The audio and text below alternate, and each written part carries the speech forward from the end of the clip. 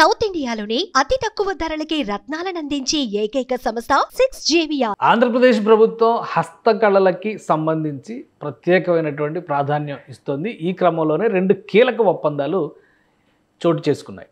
ఆంధ్రప్రదేశ్ ప్రభుత్వానికి సంబంధించి హస్తకళల విభాగంలో లేపాక్షి ఒక విధంగా హ్యాండీక్రాఫ్ట్స్కి పాపులర్ అయితే, ఆప్కో చేనేత వస్త్రాలకి పాపులర్ అయినటువంటి సంస్థ. ఈ రెండు కూడా రెండు కీలక ఒప్పందాలు చేసుకున్నాయి. ఇటీవల ఢిల్లీలో భారత్ టెక్ పేరుతో కేంద్ర ప్రభుత్వం ఒక అంతర్జాతీయ షోని ఏర్పాటు చేసింది. ఈ అంతర్జాతీయ ఫోరంలో దేశ విదేశాలకు చెందినటువంటి కంపెనీలు తమకు సంబంధించినటువంటి ఉత్పత్తుల్ని షోకేస్ చేశాయి. ఆ క్రమంలోనే ఏపీ హస్తకళల అభివృద్ధికి సంబంధించినటువంటి విభాగాలు, అలానే ఏపీ చేనేత శాఖకి సంబంధించినటువంటి వివిధ సంస్థలు ఇక్కడ ఈ ఎక్స్పోలో పార్టిసిపేట్ చేశాయి. ఏపీ చేనేత శాఖ మంత్రి సవిత కూడా ఈ పర్యటనలో ఢిల్లీలో పర్యటించారు.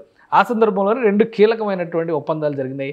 వీటికి కొనసాగింపుగా ఒప్పంద పత్రాలని పూర్తి చేసి సంతకాలు చేసి రెండు రాష్ట్రాలకు సంబంధించి ప్రధానంగా ఆప్కో ఆంధ్రప్రదేశ్కి సంబంధించిన విభాగం అయితే, కోఆప్టెక్స్ తమిళనాడుకు చెందినటువంటి చేనేత హస్తకళల విభాగం ఈ వస్త్రాలకు సంబంధించి చాలా పాపులర్ అయినటువంటి రెండు సంస్థల మధ్య ఢిల్లీలో దీనికి సంబంధించినటువంటి ఒప్పందం కుదిరింది. దీని ప్రకారం ఆప్కోకి సంబంధించినటువంటి చేనేత వస్త్రాలు, అంటే ఆప్కో పాపులర్ అయినటువంటి చేనేత వస్త్రాలు చాలా ఉన్నాయి.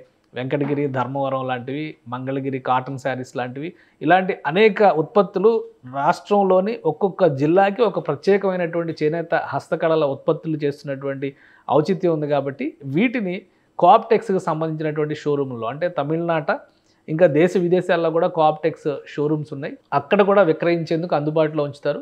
అలానే ఆప్కో షోరూంలో, ఆప్కోకి సంబంధించి ఒక ఆంధ్రప్రదేశ్లోనే దాదాపు 70 షోరూంలు ఉన్నట్టుగా సమాచారం ఉంది. సో ఆప్కో షోరూముల్లో తమిళనాడుకు చెందినటువంటి ఈ కోఆప్టెక్స్, అంటే ఇది కూడా ప్రభుత్వ రంగ సంస్థే, అది కూడా ప్రభుత్వ రంగ సంస్థే, ఇవి రెండూ కలిసి చేనేత కళాకారులకి 365 రోజులు పని కల్పించేందుకు, ఎందుకంటే తమిళనాడు కాంచీపురం చీరల గురించి ప్రత్యేకంగా చెప్పాల్సినటువంటి అవసరం లేదు, ప్రపంచవ్యాప్తంగా ప్రసిద్ధి చెందినటువంటి ఉత్పత్తులు ఇవి.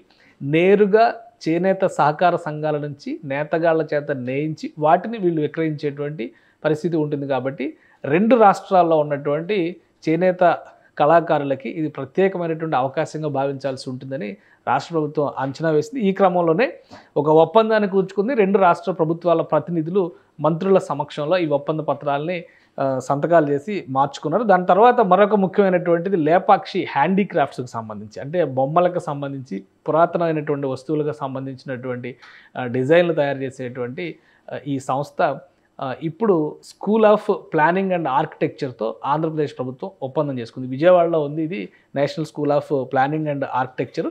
ఈ విభాగానికి సంబంధించి అంటే రాష్ట్రంలో ఉన్నటువంటి వివిధ లేపాక్షి షోరూముల్ని అభివృద్ధి చేయడం, ఒక ఐకానిక్గా సంప్రదాయం ఉట్టిపడే విధంగా, సంస్కృతి ప్రతిబింబించే విధంగా వీటిని డిజైన్ చేయాలని చెప్పని రాష్ట్ర ప్రభుత్వం డిసైడ్ చేసింది. ఈ క్రమంలోనే స్కూల్ ఆఫ్ ప్లానింగ్ అండ్ ఆర్కిటెక్చర్తో ఒప్పందం చేసుకుంది. ఇక రాష్ట్రంలో ఉన్నటువంటి వివిధ ప్రాంతాల్లో ఉన్నటువంటి ఈ షోరూమ్లన్నింటికీ మరమ్మతులు చేయడంతో పాటు రీమోడలింగ్ చేసేటువంటి బాధ్యత school of planning and architecture తీసుకుంటుంది. సో ఈ రెండింటి వలన రాబోయేటువంటి రోజుల్లో హస్తకళాకారులకి, హస్తకళలకి ప్రత్యేకమైనటువంటి ప్రాధాన్యం రాష్ట్రంలో ఇస్తున్నట్టు అవుతుంది.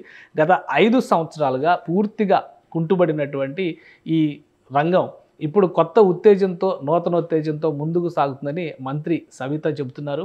రాబోయేటువంటి రోజుల్లో ఈ ఉత్పత్తులకి షోకేస్ చేసేటువంటి మార్కెటింగ్ వ్యవస్థల్ని కల్పించేటువంటి క్రమంలోనే యూనిటీ మాల్స్ని, కేంద్ర ప్రభుత్వ పథకాల సహకారంతో యూనిటీ మాల్స్ని నిర్మించాలని ఆంధ్రప్రదేశ్ ప్రభుత్వం భావిస్తుంది. అంటే ఒక భారీ మాల్ నిర్మించి అందులో ప్రభుత్వ రంగంలో ఉన్నటువంటి ఈ హస్తకళల ఉత్పత్తుల ప్రదర్శన, అమ్మకం పెట్టడంతో పాటు కమర్షియల్ స్పేసెస్ని కూడా ఇందులో క్రియేట్ చేస్తారు. దాని ద్వారా ఇప్పుడు పబ్లిక్ మాల్స్ ఎలా అయితే కనిపిస్తున్నాయో ఆ తరహాలో ప్రభుత్వమే ఈ యూనిటీ మాల్స్ని రన్ చేసేటువంటి అవకాశం ఉంటుంది. కేంద్ర ప్రభుత్వం 2 టైర్ సిటీస్లో కూడా వీటిని నిర్మించేందుకు కొన్ని ప్రణాళికల్ని, కొన్ని పథకాలని అమలు చేస్తుంది. వాటిని సద్వినియోగం చేసుకునే దిశగా ఆంధ్రప్రదేశ్ ప్రభుత్వం ప్రణాళికల్ని సిద్ధం చేస్తోంది.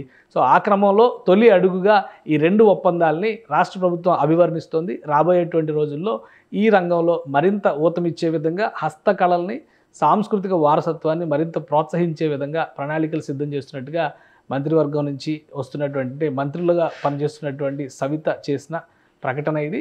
మరోవైపు చూస్తే కనుక కేంద్రం ఇస్తున్నటువంటి ఈ భారత్ టెక్స్ ఎగ్జిబిషన్ ద్వారా ఏవైతే ప్రయోజనాలు వస్తాయో వివిధ అంతర్జాతీయ సంస్థలతో కూడా మరికొన్ని ఒప్పందాలు జరిగేటువంటి అవకాశం ఉన్నట్టుగా సమాచారం అందుతోంది. సుమన్ టీవీలో మీ పర్సనల్ అండ్ బిజినెస్ ప్రమోషన్స్ కోసం కింది నెంబర్కి కాంటాక్ట్ చేయండి.